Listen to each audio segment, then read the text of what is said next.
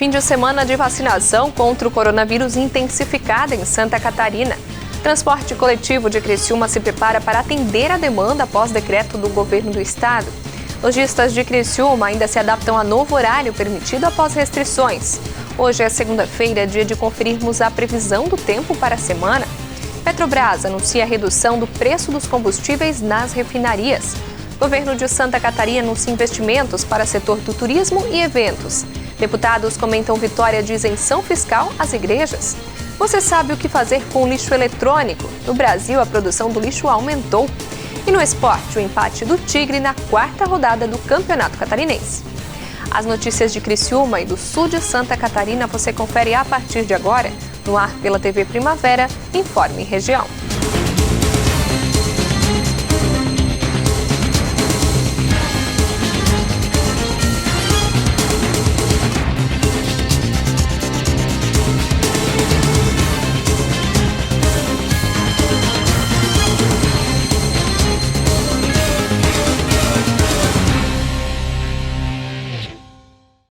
Segunda-feira, 22 de março de 2021. Para você que acompanha a TV Primavera, uma boa tarde. Com um verdadeiro mutirão nesse fim de semana, Santa Catarina acelerou a imunização contra a Covid-19. A Secretaria de Estado da Saúde convocou os municípios catarinenses e a resposta foi imediata. Um verdadeiro mutirão de vacinação contra a Covid-19 foi realizado em todas as regiões. Na última semana, o secretário de Estado da Saúde, André Mota Ribeiro, e a Vigilância Epidemiológica do Estado fizeram um apelo para que as secretarias municipais de saúde imunizassem o maior número de catarinenses. Para isso, na última sexta-feira, mais doses foram distribuídas aos municípios. No sábado e no domingo, dias 20 e 21 de março, as secretarias municipais de saúde promoveram diferentes estratégias de vacinação para acelerar a aplicação das doses na população de idosos com 75 anos ou mais. Algumas ativaram postos de vacinação em sistema drive-thru, outras abriram postos de saúde ou viabilizaram a aplicação da vacina em locais de fácil acesso. A distribuição das doses de vacina deve continuar com demandas maiores no estado. Nesta segunda-feira, a Secretaria de Estado da Saúde, com o apoio das Forças de Segurança e Salvamento, começa a distribuição das 146.750 novas doses da vacina contra a Covid-19, que chegaram a Santa Catarina no último sábado. São 5.750 doses da AstraZeneca Fiocruz e 141 mil doses da Coronavac Butantan. Com esse novo lote, em alguns municípios já será possível vacinar os idosos com mais de 70 anos.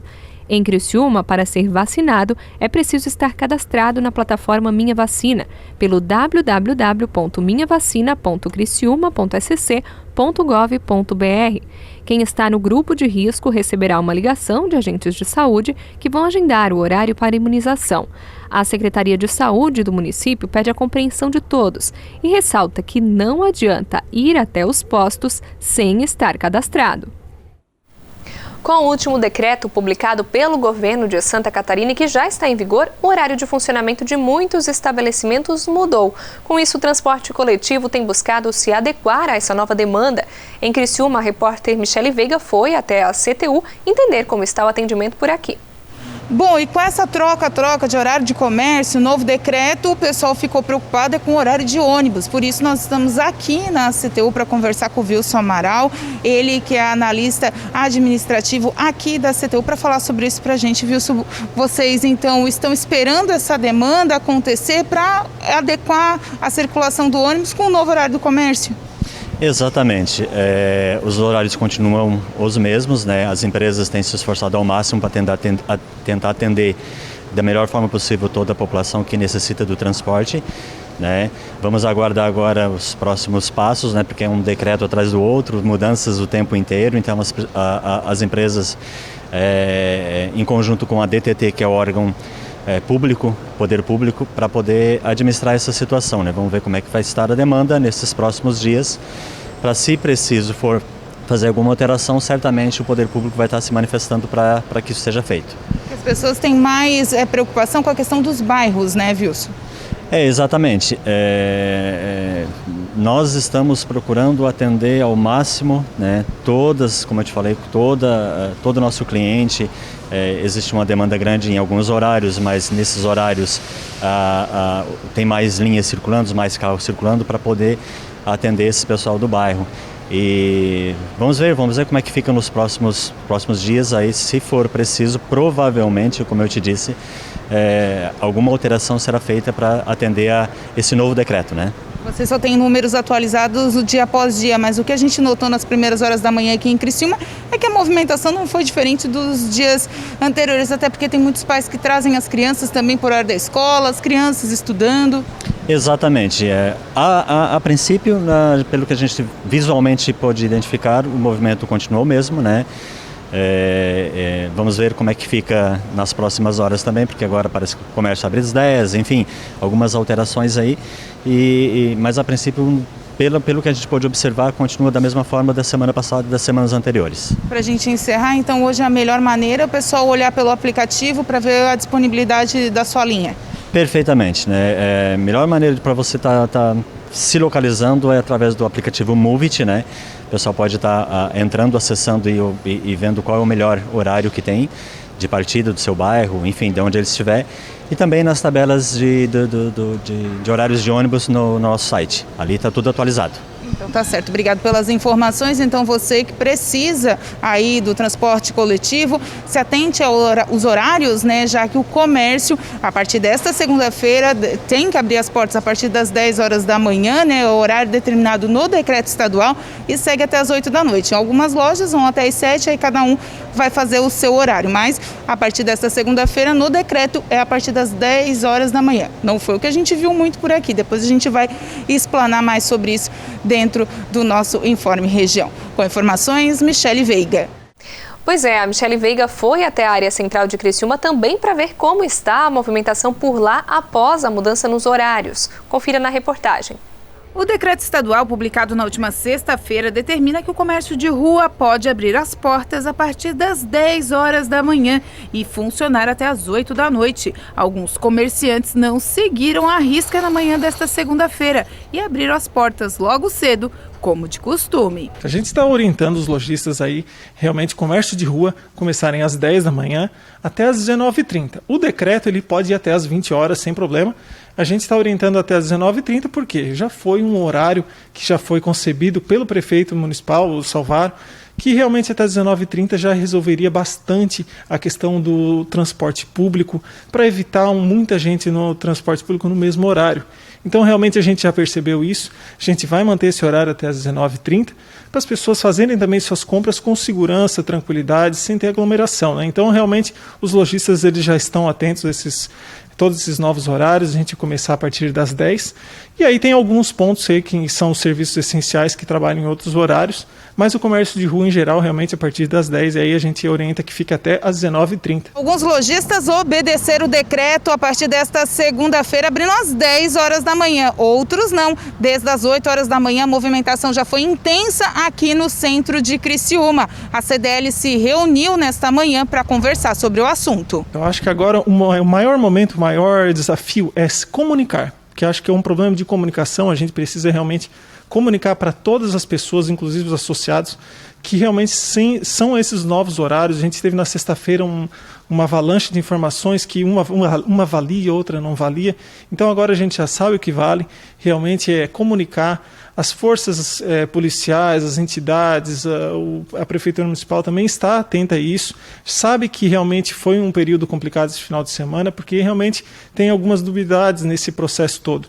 Então a gente pensa que agora, a partir de terça-feira, as pessoas já vão estar bem orientadas. A gente está comunicando, a gente está investindo aí em newsletters, a gente está enviando as informações para o WhatsApp para todas as pessoas aí dos nossos associados, e esperamos aí que todo mundo siga aí corretamente o decreto, né, principalmente o horário. E também, gente, é realmente cuidar da higiene, né? Isso é o nosso principal. A gente tem que transmitir essa informação que é muito importante. Realmente é lavar bem as mãos, utilizar a máscara, que realmente o comércio é um professor das pessoas nesse período. Desde abril, o comércio sempre incentivou as pessoas a utilizarem as máscaras. Então, a gente é um professor nesse aspecto. A gente tem realmente que orientar os seus clientes a continuarem a utilizarem as máscaras e realmente cuidar também os lojistas têm que cuidar dos seus refeitórios, deixar bem ventilado. Quem tem um refeitório pequeno, menor, a gente orienta que realmente libere seus funcionários para fazer um lanche, um almoço fora da empresa, com mais cuidado. Então, realmente para cuidar essa parte da transmissão. Né? O presidente da Câmara de Dirigentes Lojistas, a CDL, ainda falou sobre a questão da locomoção dos trabalhadores do comércio, o que tem gerado muito transtorno devido à falta de ônibus ou por eles estarem com a capacidade a mais que o permitido nesse momento, que é de apenas 50%. A gente tem um contato aí com o Gustavo da TTT, com os novos horários, já temos ônibus aí na parte da manhã, já mais escalonados, e a DTT ela está analisando toda a demanda de pessoas que estão utilizando o transporte público.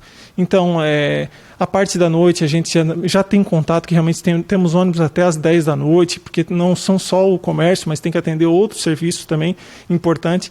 Então, assim, a gente está... É um período de adaptação. A gente espera aí que no próximo dia a DTT já tenha analisado toda essa questão de demanda, tenha resolvido. E, assim, é importante realmente você que é funcionário, você consumidor, realmente acesse a DTT, faça um chamado lá, crie um protocolo. Olha, não tem um ônibus em tal linha. É importante isso porque realmente a gente vai estar adaptando todo esse sistema e evitando aí aglomerações. As regras do decreto estão aí para serem seguidas e, na visão da CDL, estar com as lojas abertas já pode ser considerado um ganho no meio do caos da saúde em que vivemos. Mas realmente, estarmos abertos é uma vitória. Acho que a gente teve uma vitória nesse aspecto. Claro que a gente tem que considerar toda a questão de higiene, como já comentei antes, que a gente tem que cuidar muito com a transmissão, mas estarmos abertos é uma vitória. A gente tem esse horário para trabalhar, um horário muito bom. Então, assim, vamos trabalhando, seguindo firme e cuidando com o contágio. O certo é seguir as regras para não se incomodar. O horário de funcionamento para o comércio de rua é das 10 da manhã às 8 da noite, shoppings e centros comerciais das 10 da manhã às 10 horas da noite. Caso o lojista não siga o decreto, a polícia pode intervir e fechar o estabelecimento. A seguir, governo de Santa Catarina anuncia investimento ao setor de turismo e eventos.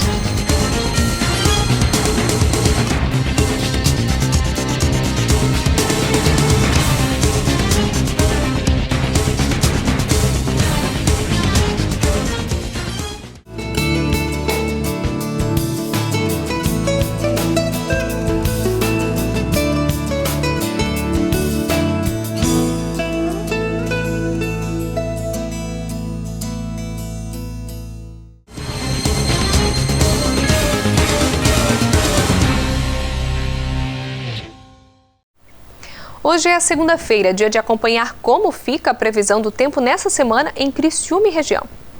Amanhã, terça-feira, o dia será de sol e com muitas nuvens. Haverá períodos de céu nublado e pode chover a qualquer hora. A temperatura mínima será de 19 graus e a máxima de 27. Na quarta-feira, dia 24, o dia será de sol com muitas nuvens. Também deve haver períodos de nublado e chuva a qualquer hora.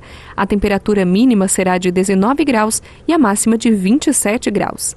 Na quinta-feira, dia 25, o dia amanhecerá com sol e deve haver aumento de nuvens ainda durante a manhã. Haverá pancadas de chuva entre a tarde e a noite. Os termômetros devem marcar temperatura mínima de 20 graus e máxima de 31. E na sexta-feira, dia 26, o dia será de sol e muitas nuvens. Deve haver pancadas de chuva entre a tarde e a noite. A temperatura mínima será de 20 graus e a máxima de 33 graus. Na última semana, a Petrobras anunciou uma redução no valor dos combustíveis nas refinarias. O anúncio vem após uma série de aumentos aplicados desde o início desse ano. A repórter Michele Veiga tem as informações. Depois de 8 aumentos consecutivos nas refinarias, a Petrobras anunciou na última sexta-feira uma redução no valor dos preços dos combustíveis. Isso representa uma redução de 0,14 centavos por litro. O representante é uma queda de 4,95%. O reajuste começou a valer no último sábado. O preço médio do combustível fica em torno de R$ 2,69 por litro e o diesel não sofreu alteração, permanecendo R$ 2,86 por litro. O que a gente nota é que nos postos essa redução ainda não chegou. Aqui na nossa região chega a cerca de R$ 5,35 o litro da gasolina. Com informações para o Informe Região, repórter Michele Veiga. O governo do estado de Santa Catarina anunciou um grande investimento para o setor de turismo e de eventos. Confira na reportagem. Para auxiliar na recuperação e minimizar o impacto da pandemia no segmento de turismo e de eventos, o Banco Regional de Desenvolvimento do Extremo Sul, BRDE, e a Agência de Fomento do Estado de Santa Catarina, o BADESC, disponibilizaram mais 230 milhões de reais para financiamentos por meio do Fundo Geral do Turismo do Ministério do Turismo. O aporte dos recursos foi anunciado pelo governador Carlos Moisés na última sexta-feira. O governo de Santa Catarina tem disponibilizado crédito para a recuperação econômica dos catarinenses, que empreendem em Santa Catarina, da monta de mais de R$1 bilhão, 1,4 bilhão de reais já realizados até aqui. Lançamos agora pela manhã, só no setor de turismo, mais 230 milhões, turismo e eventos, chegando ao valor de 330 milhões só no setor de turismo. Nosso objetivo é chegar até 2022 com disponibilização de crédito da ordem de 2,3 bilhões de reais. O governador reforçou que entende a dificuldade enfrentada pelo setor na pandemia e que esse valor disponibilizado busca amenizar os impactos causados pela queda na movimentação. Importante destacar que tem sofrido muito o setor de evento, de turismo e a pujança do nosso estado. Nesse setor, obviamente, tem grandes empreendedores, micro, pequenos empreendedores, empresas, pessoas que vivem do turismo. Então, o governo está sensível a esse momento difícil, duro, porque passa o estado de Santa Catarina e por isso anuncia esses investimentos que podem, as informações, né, de acesso a esse crédito podem ser obtidas nos sites tanto do BADESC quanto do BRDE e também no site da Santur, no Viagem Mais Santa Catarina. Ali você pode obter detalhes de como acessar essas linhas de crédito. O presidente do BADESC falou sobre a importância desse apoio ao setor. A importância é para os empreendedores poderem atravessar esse período de crise e pandemia que afeta tanto o faturamento desses empreendimentos. E dessa forma, a gente consegue levar um crédito competitivo de bom prazo para que eles possam justamente ultrapassar esse período inteiro e poder fazer a retomada do seu negócio junto com a retomada econômica, né? O presidente da Santur relatou que essa é a primeira vez que a agência está atuando em parceria com os bancos de fomento do estado. Auxílio que vem em boa hora, né, para que o setor de turismo possa continuar as ações, e a Santur vem de forma inédita aqui trabalhando junto com os bancos de fomento, colocando equipe técnica dentro da Santur para agilizar o processo, né? Nós temos, por exemplo, um documento que é obrigatório, que é o Cadastur, que antes demorava de 5 a 10 dias para ser tirado, nós estamos tirando em 24 horas. Então é agilizar o processo para o dinheiro chegar na mão de quem precisa. Os recursos anunciados são direcionados para financiar obras de construção, reformas e modernização de estabelecimentos como hotéis e pousadas, parques temáticos, restaurantes, máquinas e equipamentos turísticos, capital de giro, entre outros. São permitidas operações de 15 a 250 mil reais, com taxa de juros Selic de 5% ao ano, o que representa hoje 0,62% ao mês. O prazo para pagamento é de 48 meses, com até 12 meses de carência. Parlamentares comentaram a decisão tomada pela Câmara e pelo Senado de derrubar o veto do governo federal à isenção de igrejas no pagamento da chamada contribuição social sobre lucro líquido. Confira na reportagem. Logo ao final da sessão, o deputado federal Davi Soares, do Democratas, divulgou um áudio em que comenta a decisão. Já que estamos terminando aqui agora a sessão do Congresso de forma remota, e nós agora acabamos de aprovar tanto a Câmara por volta das 4 horas, agora o Senado confirmou a emenda minha feita ao projeto 1561, que vem afirmar a questão das imunidades aos templos de qualquer culto, às entidades filantrópicas, os partidos, associações, partidos políticos, muitos que já estavam sendo apenados de uma forma ilegal e inconstitucional pela Receita Federal, e agora reafirmamos o nosso compromisso com a legalidade e a imunidade tanto das igrejas quanto de qualquer templo, de qualquer culto religioso está reafirmada e com certeza isso é uma vitória para aqueles que professam a fé. O senador Carlos Viana, do PSD, também falou sobre a vitória da bancada religiosa. Com a decisão que nós tomamos hoje no Senado, estamos fazendo justiça às igrejas brasileiras. A lei diz que templos e igrejas não podem ser tributados, mas a Receita Federal insistia em perseguir e multar. Hoje nós derrubamos um veto à lei, garantimos a isenção, uma vitória muito grande, mas não foi uma vitória fácil. O vice-presidente da Câmara, deputado Marcelo Ramos, do PL, autor do projeto que permitiu o veto, enalteceu o trabalho do colega Davi Soares e disse que para tributar igrejas seria necessário mudar a Constituição. Quem concedeu a imunidade de impostos para as igrejas não foi o governante da hora e nem mesmo um líder religioso. Quem concedeu essa imunidade foi a Constituição Federal. Portanto, se alguém pretender cobrar imposto de igreja, até pode, desde que mude a Constituição Federal. O que nós não podemos admitir é a criação de subterfúgios para cobrar o que a Constituição diz que não deve cobrar. Por conta disso, eu fui logo convencido pelos argumentos do deputado Davi Soares quando me procurou e prontamente aceitei acatar a emenda apresentada no meu projeto de lei e lutei por ele para que a gente garantisse aprovar e agora derrubar o veto. Eu quero aqui parabenizar toda a dedicação do deputado Davi Soares e também registrar o empenho do deputado Cezinha da Madureira, que é hoje o presidente da Frente Parlamentar Evangélica, e também do meu conterrâneo, o deputado Silas Câmara. Eu acho que agora as igrejas passam a ter tranquilidade, não só para promover as suas ações de natureza espiritual, mas principalmente para manter o relevante papel e trabalho social que todas as igrejas cumprem no nosso país. A seguir o esporte, domingo de empate do Criciúma fora de casa contra o Figueirense.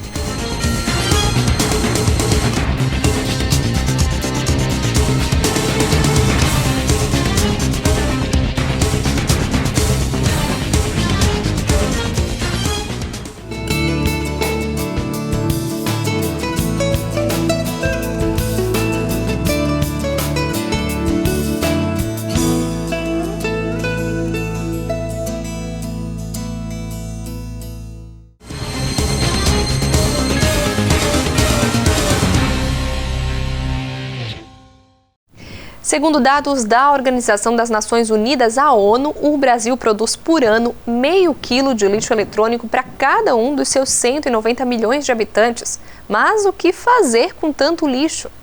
A tecnologia avança com muita rapidez e vários produtos acabam se tornando obsoletos cada vez mais cedo. Esse cenário contribui para a produção de toneladas e mais toneladas de lixos eletrônicos que, por vezes, não recebem a destinação correta. Mas em Dourados, existe um lugar onde esses objetos podem ser descartados e que vem crescendo a cada ano. Há cerca de 2 anos, a empresa funcionava nesse pequeno salão, mas a demanda aumentou tanto que o negócio precisou expandir.